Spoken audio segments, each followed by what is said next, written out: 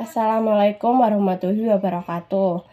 Perkenalkan, kami dari kelompok 7 akan mempresentasikan hasil makalah kami yang berjudul arbitrase, yang beranggotakan yang pertama, saya sendiri Rizky Maulidia, yang kedua, Nailus Soraya, yang ketiga, Nafikiana, yang keempat, Fahratunisa. Langsung saja pada pembahasan. Di Indonesia sendiri, arbitrase juga sudah dikenal oleh masyarakat sebagai salah satu alternatif penyelesaian sengketa melalui jalur litigasi. Definisi pasti mengenai arbitrase masih banyak perbedaan. Namun perbedaan pendapat tersebut tidak sampai menghilangkan makna arbitrase sebagai alternatif penyelesaian sengketa, melainkan justru memberikan konsep yang berbeda-beda mengenai arbitrase.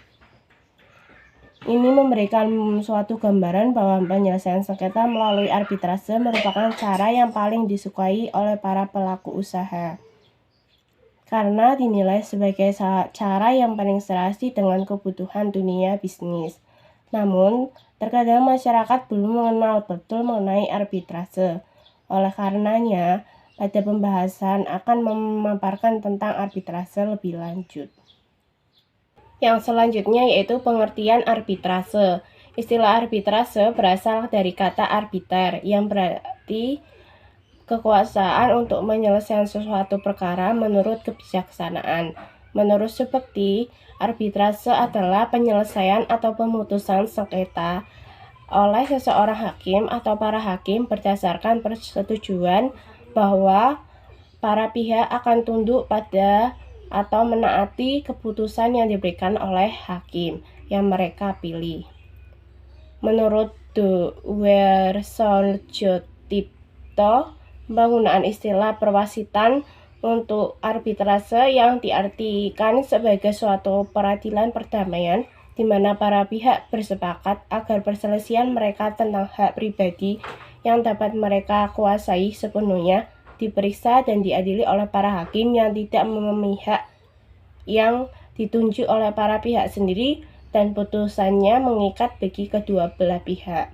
Sedangkan menurut Undang-Undang Nomor 30 Tahun 1999, yang dimaksud arbitrase adalah cara penyelesaian suatu sengketa perdata di luar peradilan umum yang didasarkan pada perjanjian arbitrase yang dibuat secara tertulis oleh para pihak yang bersengketa. Selanjutnya, kelebihan dan kekurangan dari arbitrase. Pada umumnya, lembaga arbitrase ini mempunyai kelebihan dibandingkan dengan lembaga peradilan umum. Di antaranya yaitu sebagai berikut. Yang pertama, sidang arbitrase adalah tertutup untuk umum, sehingga kerahasiaan sengketa para pihak terjamin. Kemudian yang kedua, kelambatan yang diakibatkan oleh hal prosedural dan administratif dapat dihindari. Kemudian yang ketiga, para pihak yang bersengketa dapat memilih arbiter yang menurut keyakinannya mempunyai pengalaman, pengetahuan, jujur dan adil, serta latar belakang yang cukup mengenai masalah yang disengketakan. Yang keempat, sikap arbiter atau majelis arbiter dalam menangani perkara arbitrase didasarkan pada sikap yang mengusahakan win-win solution terhadap para pihak yang bersengketa. Yang kelima, pilihan umum untuk menyelesaikan sengketa serta proses dan tempat penyelenggaraan arbitrase dapat ditentukan oleh para pihak. Kemudian yang keenam, putusan arbitrase mengikat para pihak, baik itu final dan binding, dan dengan melalui tata cara atau prosedur sederhana ataupun langsung dapat dilaksanakan. Kemudian yang ketujuh, suatu perjanjian arbitrase yang disebut klausul arbitras tidak menjadi batal karena berakhir atau batalnya perjanjian pokok. Yang kedelapan, di dalam proses arbitrase, arbiter atau majelis arbitrase harus mengutamakan perdamaian di antara para pihak yang bersengketa. Kemudian selain kelebihan-kelebihan tersebut, terdapat juga kelemahan-kelemahan dari arbitrase. yaitu satu, putusan arbitrase ditentukan oleh kemampuan teknik arbiter untuk memberikan keputusan yang memuaskan untuk melakukan rasa keadilan para pihak. Yang kedua, apabila pihak yang kalah tidak mau melaksanakan putusan arbitrase, maka dilakukan perintah dari pengadilan untuk melakukan eksekusi atas putusan arbitrase tersebut. Kemudian yang ketiga, pada praktiknya pengakuan dan pelaksanaan keputusan arbitrase asing masih menjadi hal yang sulit. Dan yang keempat, pada umumnya pihak-pihak yang bersengketa di arbitrase adalah perusahaan-perusahaan besar. Oleh karena itu, untuk mempertemukan kehendak para pihak yang bersengketa dan membawanya ke badan arbitrase tidaklah mudah. Kemudian saya akan sedikit menjelaskan tentang macam-macam arbitrase. Dalam pelaksanaan atau mekanismenya, arbitrase itu dibagi menjadi dua, yaitu arbitrase nasional dan arbitrase internasional. Yang pertama, arbitrase nasional. Pelaksanaan putusan arbitrase nasional diatur dalam pasal 5964 Undang-Undang Nomor 30 Tahun 1999. Pada dasarnya para pihak harus melaksanakan putusan secara sukarela. Agar putusan arbitrase dapat dipaksakan pelaksanaannya, putusan tersebut harus diserahkan dan didaftarkan pada Kepanitraan dan Peradilan Negeri. Dengan mendaftarkan dan menyerahkan lembar asli atau salinan autentik putusan arbitrase nasional oleh arbiter atau kuasanya ke Panitera Pengadilan Negeri dalam waktu 30 hari setelah putusan arbitrase diucapkan. Putusan arbitrase nasional bersifat mandiri, final, dan mengikat. Kemudian putusan tersebut mengakibatkan ketua pengadilan negeri itu tidak diperkenankan memeriksa atau alasan pertimbangan dari putusan arbitrase nasional tersebut. Yang kedua yaitu arbitrase internasional. Pelaksanaan putusan-putusan arbitrase asing di Indonesia ini lebih banyak didasarkan pada ketentuan Konvensi Jenewa 1927 dan pemerintah Belanda yang merupakan negara peserta konvensi tersebut menyatakan bahwa konvensi berlaku juga di wilayah Indonesia pada tanggal 10 Juni 1958 di New York ditandatangani UN Convention of the Recognition and Enforcement of Foreign Arbitral Award.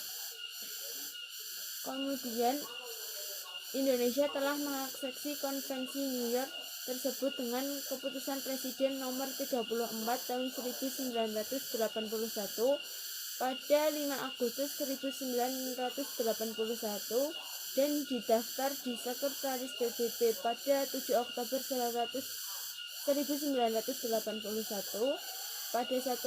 Kemudian pada 1 Maret 1990 Mahkamah Agung mengeluarkan Peraturan Mahkamah Agung Nomor 1 Tahun 1990 tentang tata cara pelaksanaan putusan arbitrase asing sehubungan dengan disahkannya Konvensi New York 1958 M.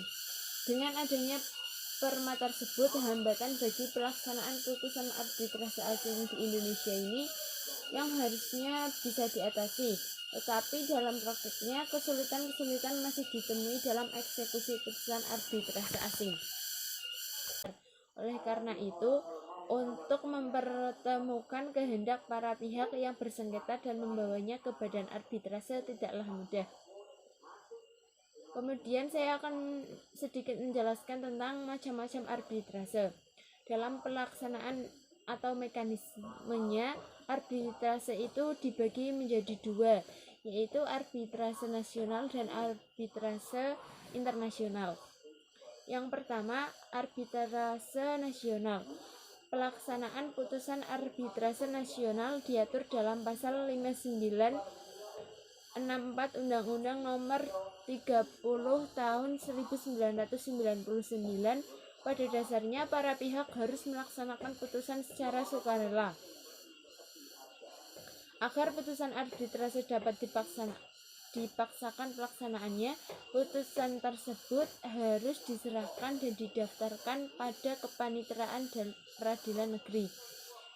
Dengan mendaftarkan dan menyerahkan lembar asli atau salinan autentik putusan arbitrase nasional oleh arbiter atau kuasanya ke Panitera Pengadilan Negeri dalam waktu 30 hari setelah putusan arbitrase diucapkan. Putusan arbitrase nasional bersifat mandiri, final, dan mengikat. Kemudian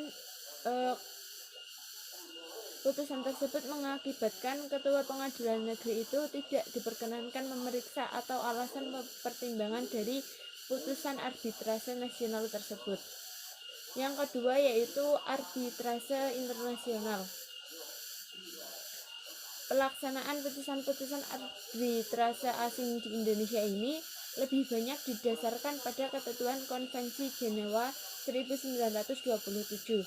Dan pemerintah Belanda yang merupakan negara peserta konvensi tersebut menyatakan bahwa konvensi berlaku juga di wilayah Indonesia pada tanggal 10 Juni 1958 di New York ditandatangani UN Convention of the Recognition and Enforcement of Foreign Arbitral Award. Kemudian Indonesia telah mengaksepsi konvensi New York tersebut dengan keputusan Presiden nomor 34 tahun 1981 pada 5 Agustus 1981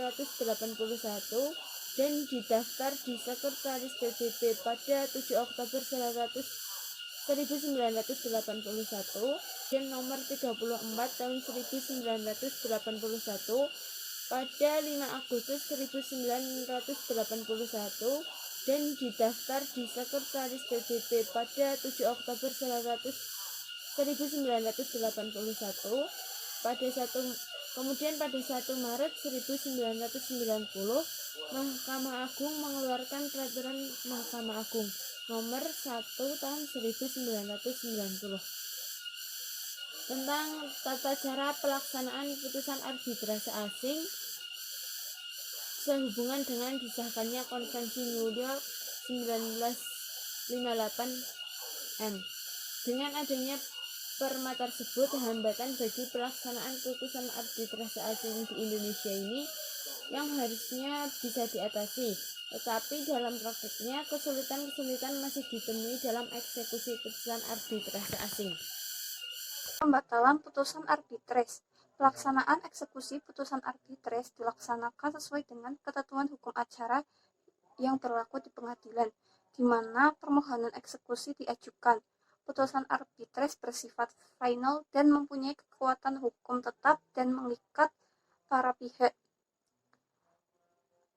Dalam hal pelaksanaan putusan, hal ini harus dilaksanakan dalam tenggat waktu paling lama 30 hari terhitung sejak tanggal putusan ditetapkan. Putusan arbitrase juga dapat dibatalkan oleh para pihak yang bersengketa dengan meminta kepada pengadilan negeri baik terhadap sebagian atau seluruh isi putusan. Apabila diduga mengandung unsur-unsur sebagai berikut, yaitu pertama, surat atau dokumen yang diajukan dalam pemeriksaan setelah putusan dijatuhkan diakui palsu atau dinyatakan palsu. Kedua, setelah putusan diambil ditemukan dokumen yang bersifat menentukan yang disembunyikan oleh pihak lawan. Ketiga, putusan diambil dari hasil tipu muslihat yang dilakukan oleh salah satu pihak dalam pemeriksaan sengketa. Alasan-alasan pengajuan permohonan pembatalan putusan arbitrase bersifat alternatif, artinya masing-masing alasan dapat digunakan sebagai dasar untuk mengajukan permohonan pembatalan putusan arbitrase.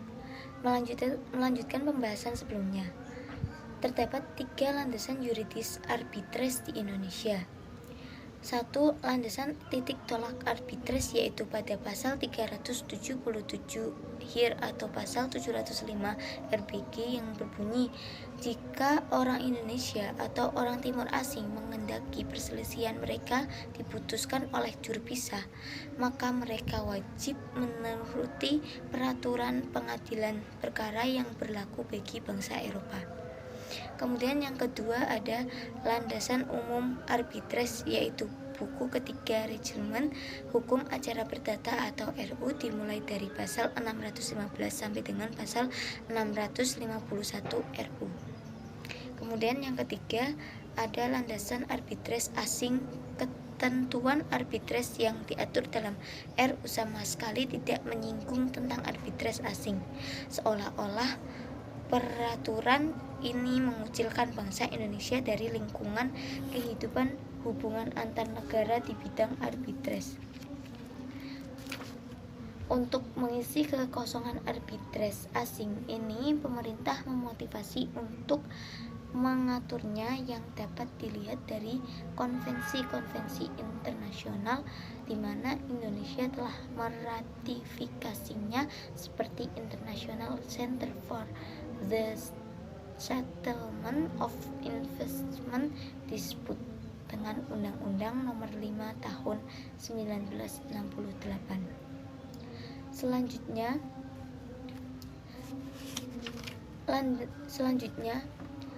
pengajuan permohonan arbitres.